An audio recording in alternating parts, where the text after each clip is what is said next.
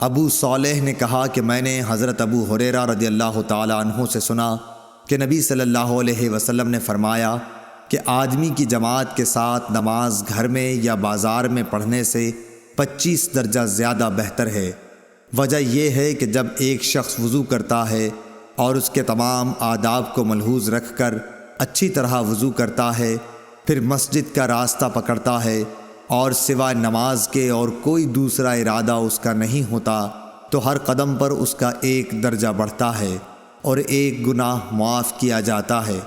اور جب نماز سے فارغ ہو جاتا ہے تو فرشتے اس وقت تک اس کے لیے برابر دعائیں کرتے رہتے ہیں جب تک وہ اپنے مصلی پر بیٹھا رہے۔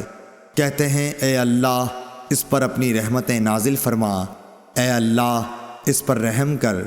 اور جب تک تم نماز کا انتظار کرتے رہو گویا تم نماز ہی میں مشغول ہو۔ صحیح بخاری حدیث نمبر 647۔